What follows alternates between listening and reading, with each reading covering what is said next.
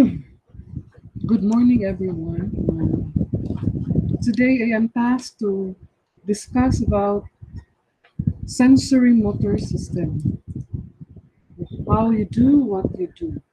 In this particular topic, I'll be focusing on the principles of the sensory motor functions and other intricate parts of the sensory motor system, and as well as some problems or disorders associated in this particular system affecting our sensory motor functioning and our other behavioral problems and cognitive problems.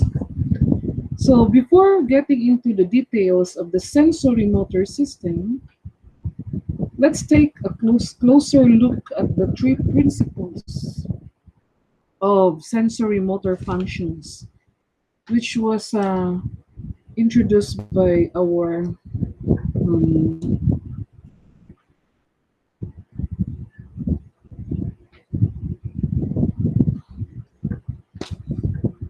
which was introduced by Pinel in the story of Rhonda. So the sensory motor system has three principles, and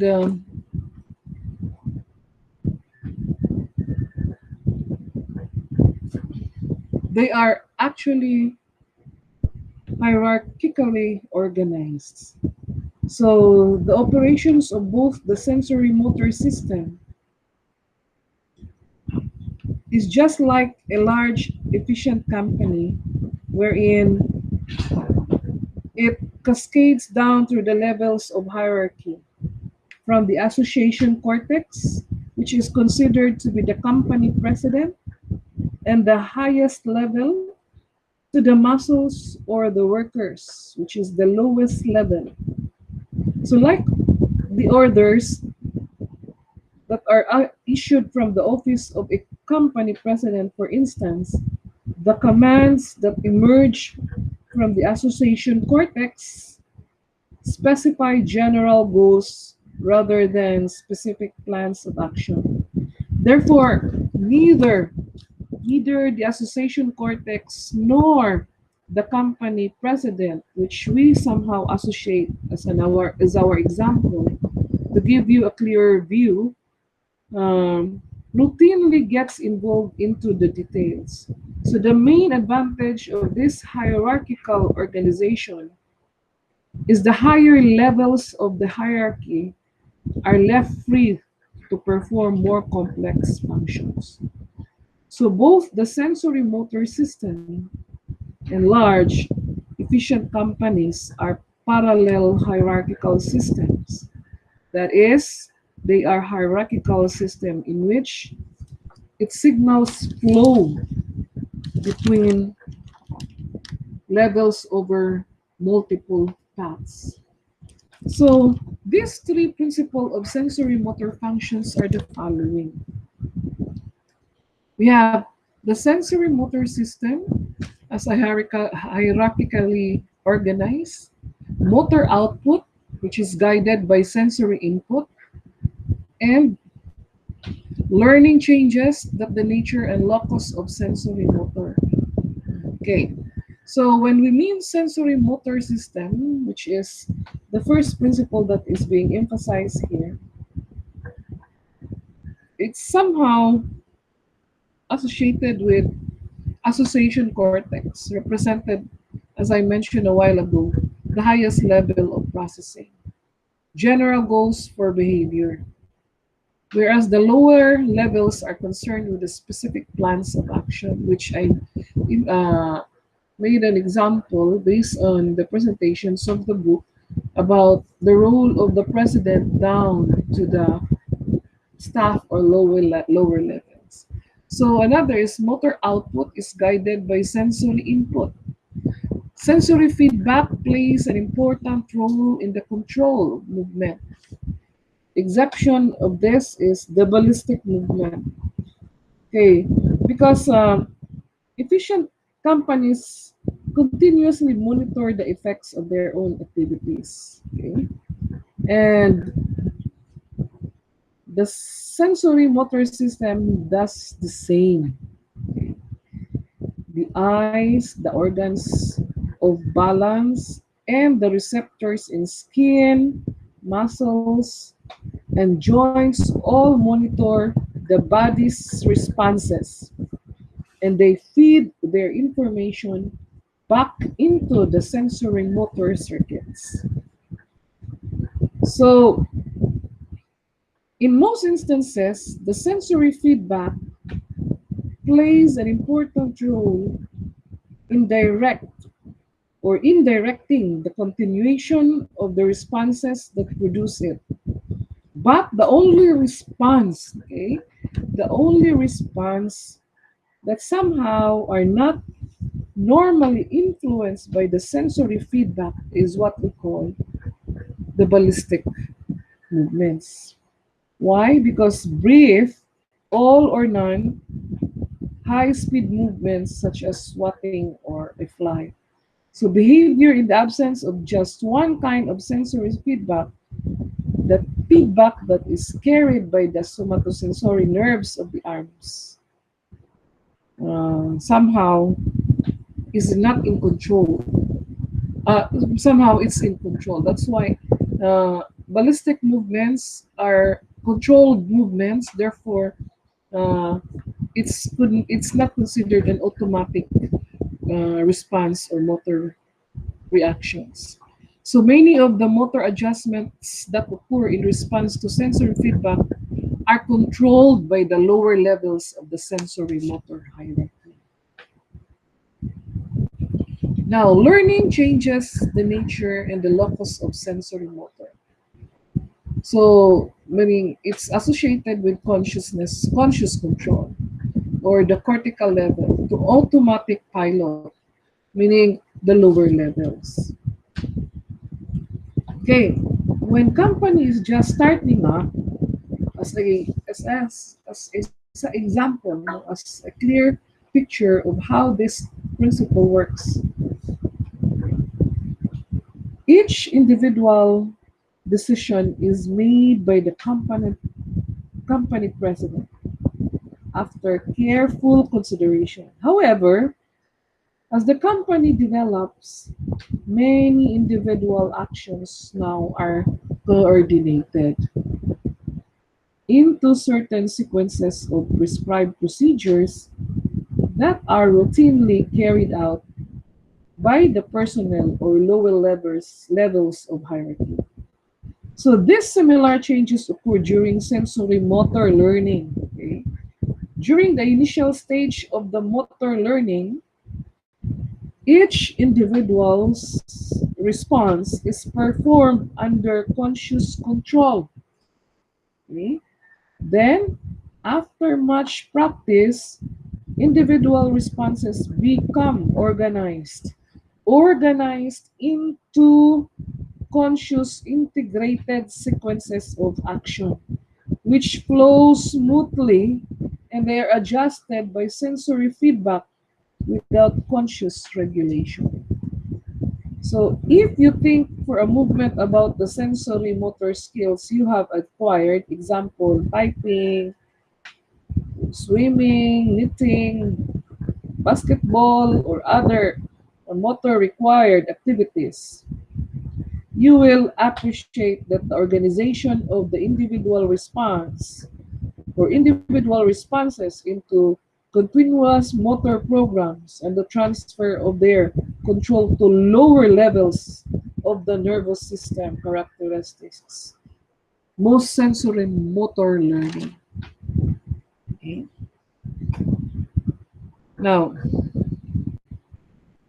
sensory motor learning or association cortex. So, this sensory information is integrated, in association cortex, and there are two major areas that is involved here. We have the posterior parietal association cortex and the dorsoprefrontal association cortex. Now, um, Association cortex, of course, is the top of your sensory motor hierarchy. Okay? Mm. And two major areas of the sensory motor association cortex, as I mentioned, the PPAC and the DPAC. Experts agreed that posterior parietal cortex and the dorsal prefrontal association cortex are each composed of several different areas, each of which has a different function. Okay, let's try taking a posterior parietal cortex. Okay. Posterior parietal cortex, association cortex, which you can observe, no, in these two cerebral hemisphere. So this is the left hemisphere, and the other portion is the right hemisphere. So you can see the picture or the color, which is light green. I mean, is considered the posterior parietal association cortex, which is almost at the hind part of the brain, okay? Or the hind part of the brain. So this is somehow um, before an effective movement can be initiated, certain information first is being required. Okay? So the nervous system must know the original positions of the parts of the body that are to be moved, and it must know the positions also of any external objects which the body is going to interact. So there is a coordination of movement. Okay? So the posterior parietal association cortex plays an important role. So the function here of the PPAC is to integrate information on the position of the parts of the body, okay, and the external objects to direct voluntary movement and attention. So plays in the role in integrating two kinds of information and in directing attention. So the posterior parietal cortex is classified as association cortex, okay, because it receives input from more than one sensory system. And it receives information from the three sensory system, okay? Input and output. Then somehow these three uh, sensory systems that play roles in the localization of the body and the external objects in the space are the visual system, the auditory, and the somatosensory systems. So, in turn, much of the output of the posterior parietal association cortex goes to the area of the motor cortex. Okay?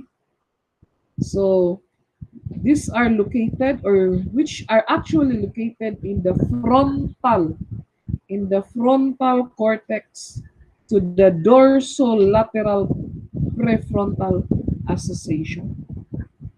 Okay. So where can you find it?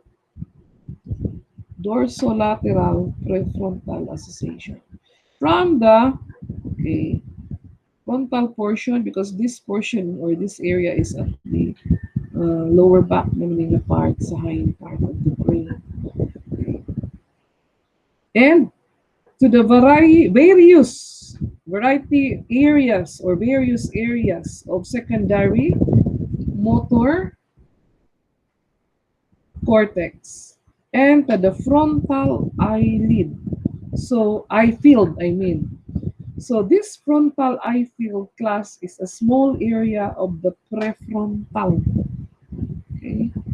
Prefrontal cortex, which somehow controls eye movements.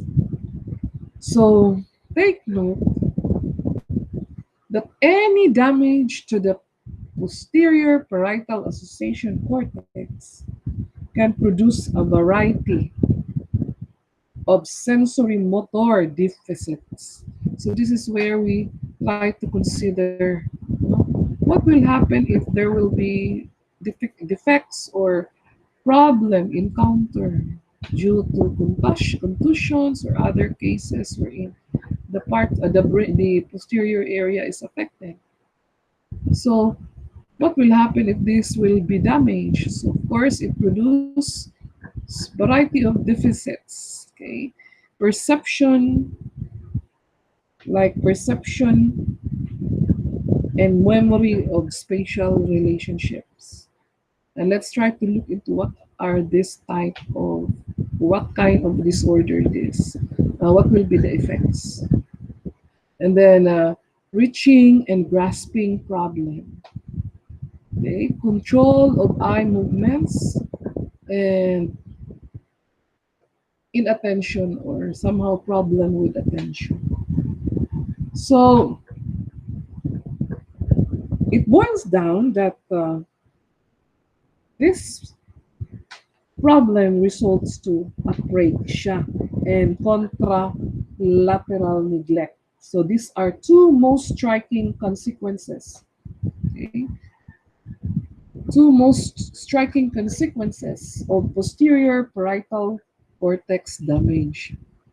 So posterior part. So the apraxia is somehow a disorder, okay, of voluntary movement that is not attributable to motor, comprehension, or a motivational deficit. And it results from unilateral damage to the left posterior parietal cortex. So the other part, or in the left cerebral portion of the brain, or the left cerebral hemisphere of the brain, which is located a while ago here in this picture. Okay. So another defect or deficit is the contralateral. So take note, class, no, that remarkably, apraxic, apraxic patients have difficulty making specific movements, okay, when they are requested to do so, particularly when the movements are out of context. However, they can often readily perform the very same movements under natural conditions when they are not thinking about doing so. For example, uh, an apraxic carpenter has no difficulty at all hammering a nail during the course of her or of his work, might not be able to demonstrate hammering movements when requested to make them, particularly in the absence of a hammer. Okay. So, although its symptoms are bilateral, but apraxia is often caused by unilateral damage, which I mentioned a while ago, to the left posterior parietal lobe or its connections. However, the other one, contralateral neglect, patients somehow experience disturbance or inability to respond to stimuli on the side of the body opposite. So, munang term siya contralateral, opposite to the side of the brain lesion. For instance, if the brain lesion or damage is at the right, of course, contralateral, it affects the other part, or it's the left. Okay. If it's likewise, if it's left damage, then it's the right which is affected as the output. Okay. So, in the absence of simple sensory or motor deficits, the disturbance is often associated with large lesions of the right posterior parietal lobe. Example, contra neglect after a massive stroke to the posterior portion of the high right hemisphere. So, um, a very clear example of the case of Mrs. S, the woman who turned into circles.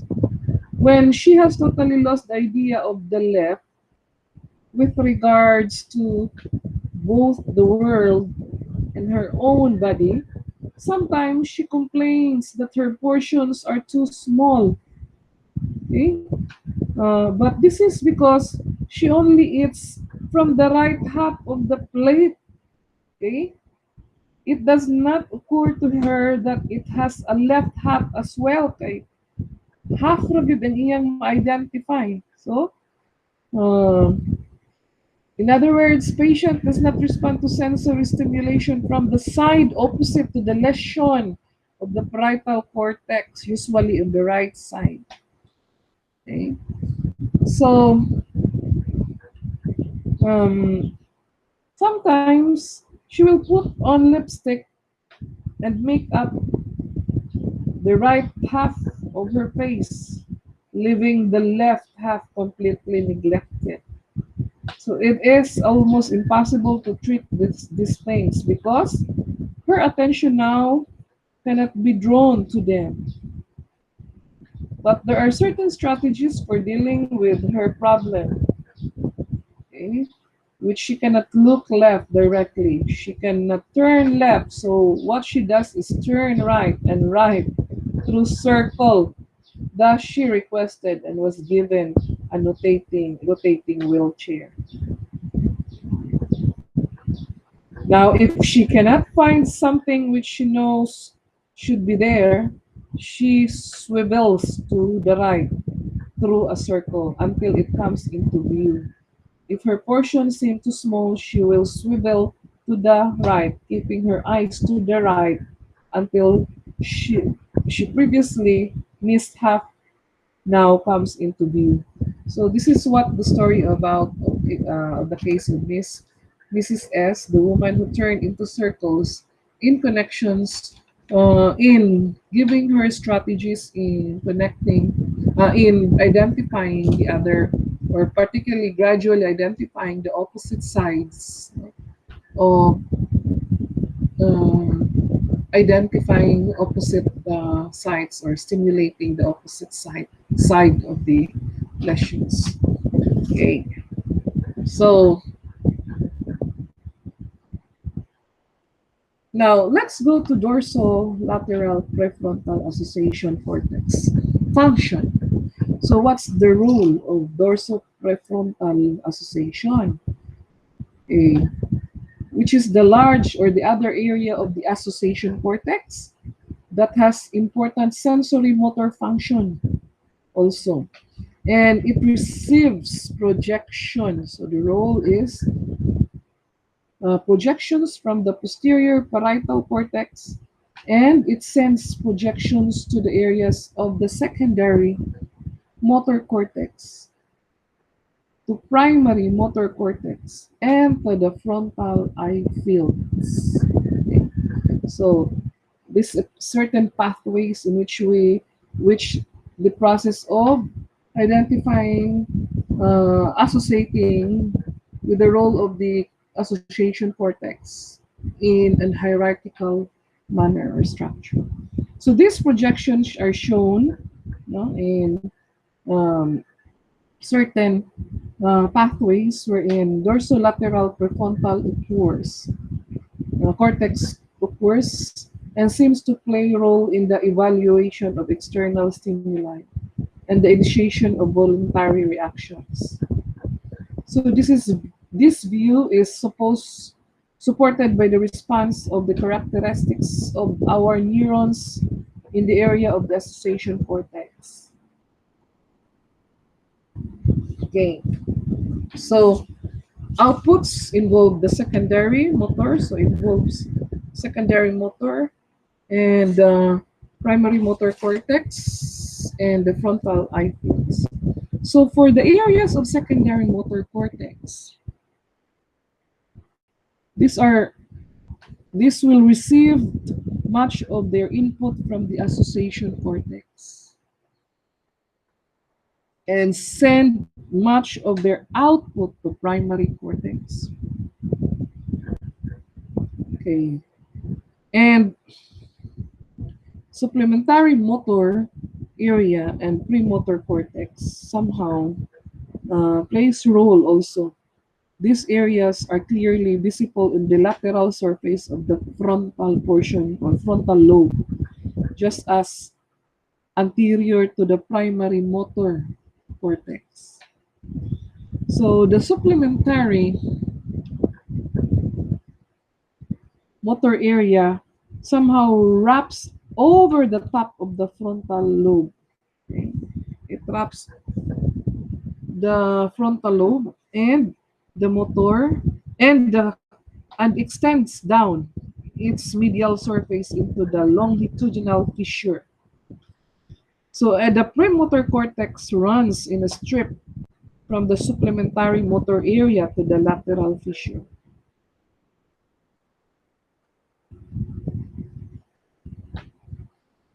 So actually, neuroanatomical and neurophysiological research who conducted monkeys as their case, no, in their specimen, is uh, identified 7 different areas in each hemisphere.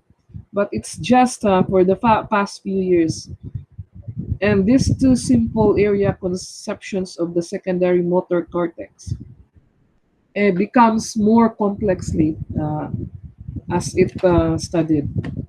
So, 4 areas of secondary motor cortex are the supplementary motor area, the premotor cortex, and these two cingulate motor areas. So their input to the primary motor cortex somehow uh, surfaces of the left hemisphere and the medial surface of the right hemisphere. So these two premotor areas, which is the dorsal and the ventral, and the three small areas are the cingulate motor areas, which are in the cortex of the cingulate gyrus. When we mean gyrus, these are mga small and major canals, fissures, certain passage or pathways, no, of the blood to certain canals. So gyrus and fissures, small and major canals of the brain. Um, Now, so going to the primary motor areas,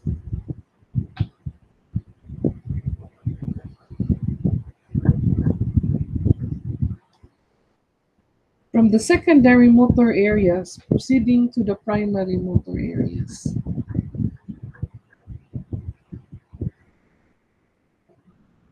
Informations or primary motor cortex is located in the precentral gyrus of the frontal lobe. Okay. Um, it is the major point of convergence of the cortical sensorimotor signals.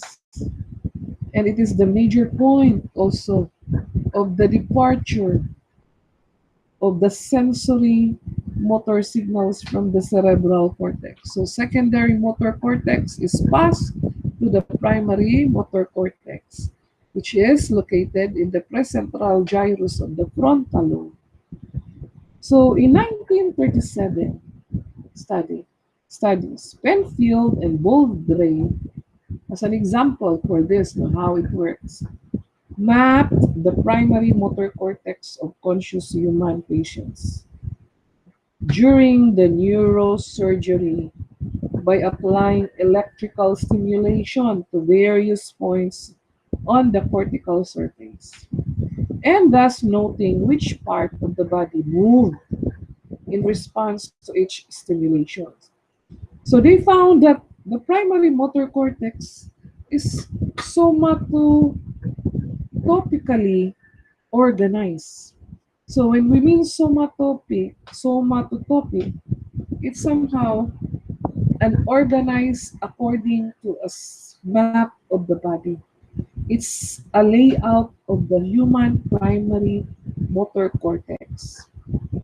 And this is somehow termed also or referred as motor homunculus. Okay. So notice that the most of the primary cortex is dedicated to controlling parts of the body. So, in role, no? To control parts of the body that are capable of intricate movement. Like, for example, some intricate movements which involve the movements of the hands and the movements of the mouth, for instance. So, one interesting line of research on the premotor cortex neurons has focused on how they encode spatial relations.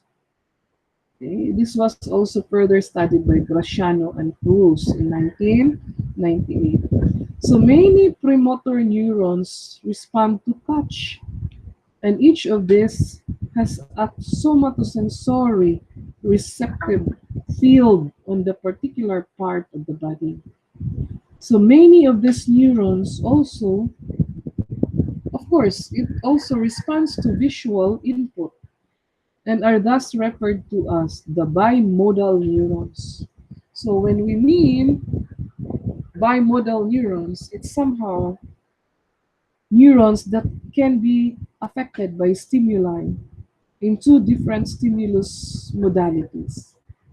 The visual receptive field of a bimodal neuron is always adjacent to its somatosensory receptive field. So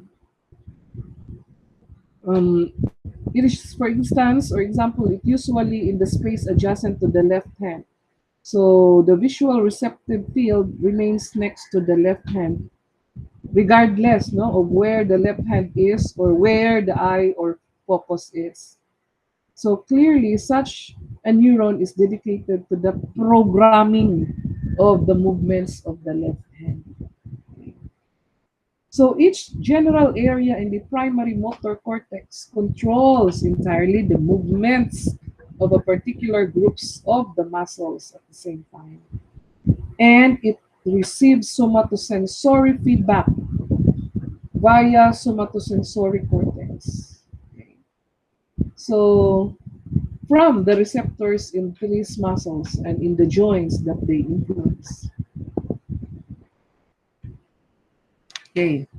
So the motor homunculus, going back to that uh, idea, is the somatotopic map of the human primary motor cortex.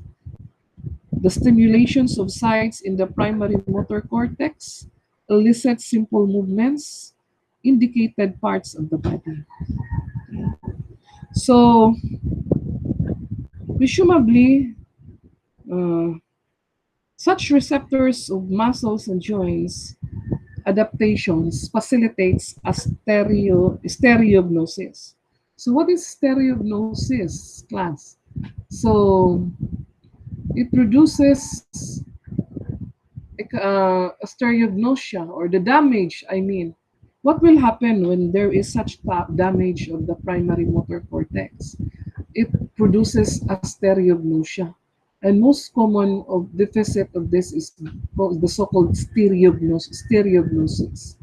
So stereognosis is the process of identifying objects by touch. Okay, and the deficit of stereognosis at the same time is somehow called astereognosia. Okay?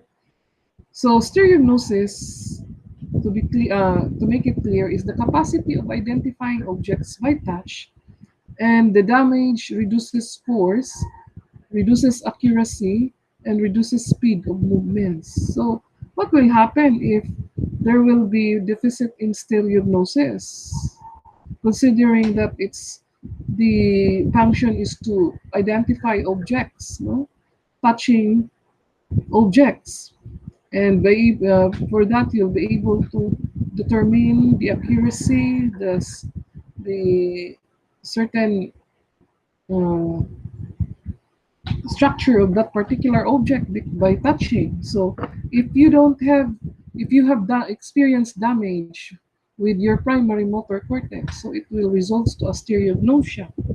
So when you explore your eyes and when you close your eyes and explore an object with your hands, you can determine how stereognosis depends on a complex interplay between the motor responses and the somatosensory stimulation, which is being produced by them. But if this will totally damage, if the primary motor cortex is damaged, then it results to a stereognosia. So a stereognosia class is actually okay.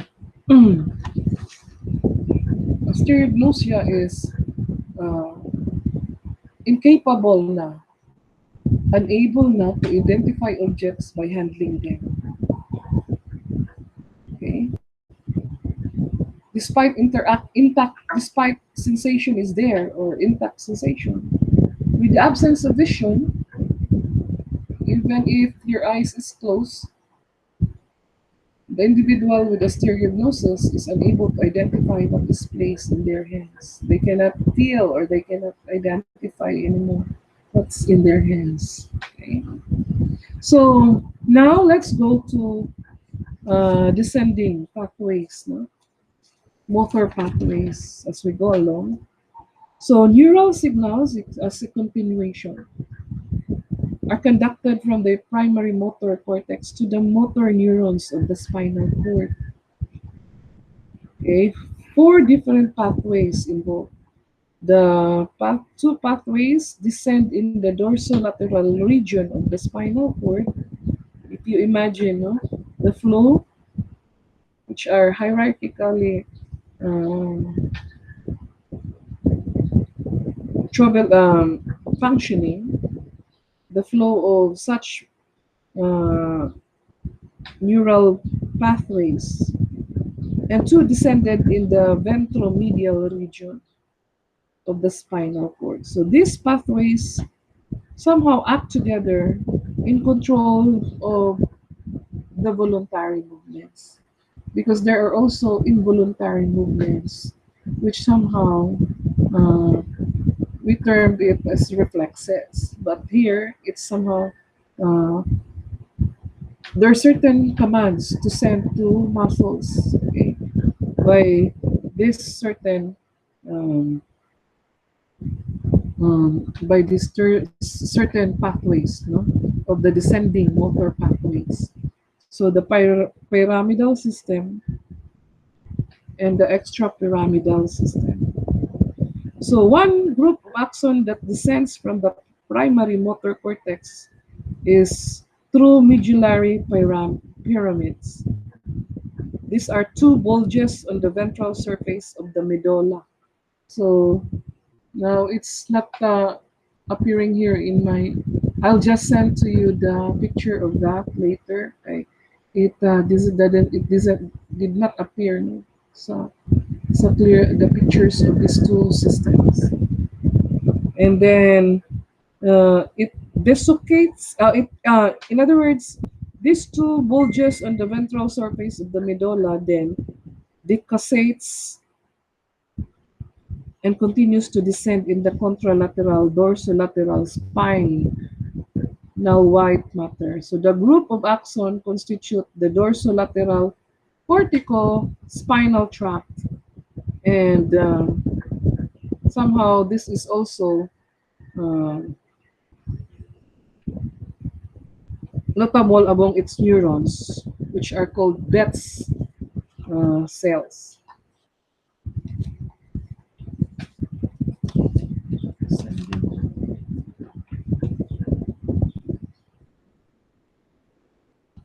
So the pyramidal system originates in the large motor neurons in the motor cortex, which is called the Beth cells. Okay. Now,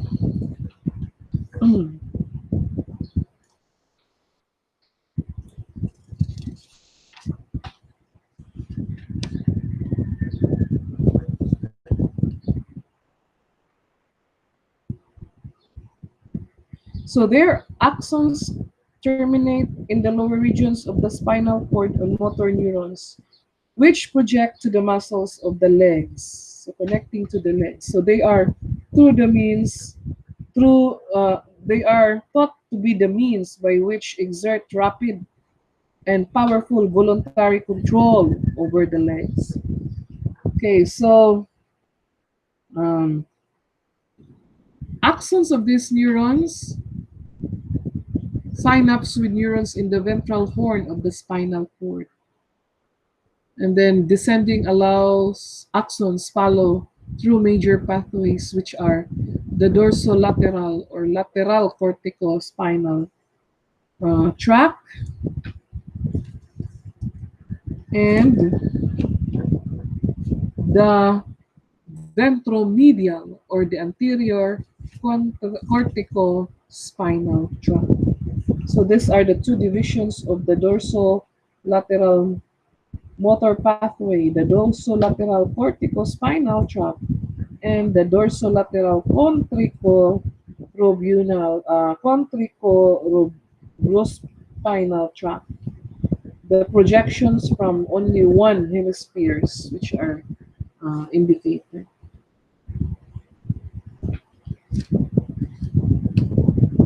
So the dorsocortical uh, spinal tract, again, are actually group of axons that descends from the primary motor cortex to the medullary pyramids. And most axons of the dorsolateral corticospinal tract are the spinal gray matter, which synapse on the motor neurons of the distal muscle of the wrists, the hands, the fingers, and the toes. Okay? So a second group of axons that reach from the primary cortex synapse in the red nucleus of the midbrain is the dorsolateral corticobrospinal tract. ROBRO refers to the red nucleus. So the axons of the dorsocorticobrospinal tract synapse on interneurons that in turn synapse on motor neurons that project to the distal muscle of the arms and the legs. So these are the flow, no, of certain pathways of the movements of the neurons going to the path going to the muscles and of the legs. And then the ventromedial corticospinal tract. Two major divisions.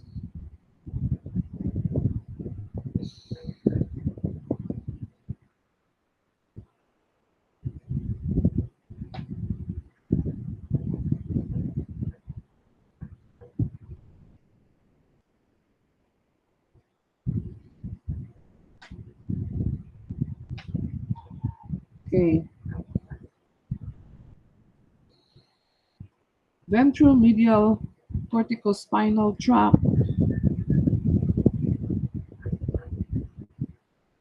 Um,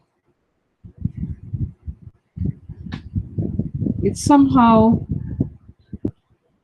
have two major divisions. Okay, motor pathway and direct on the certain ventromedial pathway and the ventromedial cortical. The other pathway is descended, no, ipsilaterally from the primary motor cortex directly into the ventromedial areas of the spinal white matter.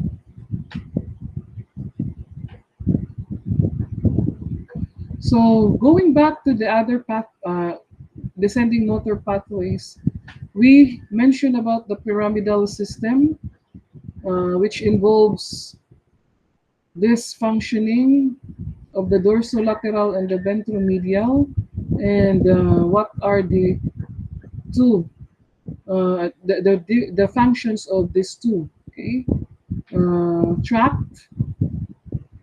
Now let's go to the extrapyramidal system.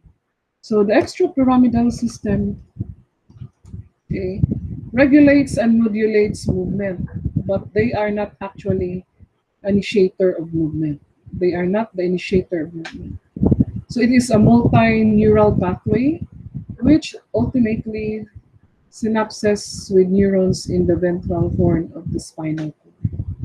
So along the way, it synapses with neurons and several nuclei, including our brain part, which is the cerebellum and the basal ganglia.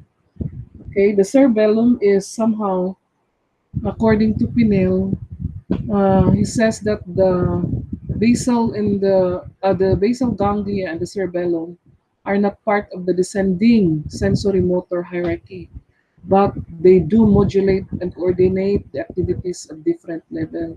That's why they are termed an extra pyramidal system. Now, what will happen, no, even if they are not directly part of the descending sensory motor hierarchy? What will happen if there will be damage of the basal ganglia of the movement? So the basal ganglia are involved in the several motor diseases, including Parkinson's disease and the Huntington's disease. So focusing on these particular movements, when we mean Parkinson's and Huntington's, these are neurocognitive problem, or it caused the degeneration of this, or somehow associated with the death of the cell gradually. Okay, and the substantia nigra of the mesencephalon of the midbrain somehow is affected, and nucleus whose neurons project to the striatum of the basal ganglia. So that's why Parkinson's individuals having Parkinson's disease, okay, experience uncontrollable movements. So, meaning the more they stay, the more they are at rest, the more they will be more tremors of the hands, the muscles, and other parts of the motor parts of the body. So, and they are also termed as persons with reptilian eye. Okay, somehow usar ka directions ilang mata. Okay, and then there is massive movements. The more they are at rest. So this is somehow involved with involuntary movements because of the degenerations of of the cell, and somehow the substantia nigra is affected. Okay. But there are certain treatments of this also, by inducing or uh, adding more neurotransmitters that will somehow substantiate the but it's somehow temporary treatment. Then the other disorder which is common is the Huntington's disease. The more it is rapid, complex movements involving the entire limbs. Okay, so the complex dances, meaning mas rapid is compared, no? Ang iyang tremors or iyang movements. Dementia usually develops the same with Parkinson sometimes, then I forgetfulness, but actually, kaning Huntington's is so kuan siya, aggravated kay ang iyang loss of memory. There is gross degeneration of the striatum of the basal ganglia and diffuse thinning of the cerebral cortex. So usually disappear about 40 years of age, and death occurs about 15 years later. So think that's all for the entire coverage of the sensory motor systems, which I usually only focus on some important considerations in this particular topics to give us idea on the flow of the movements and the coordinations of our other systems, the sensory and the motor systems in the body. Thank you.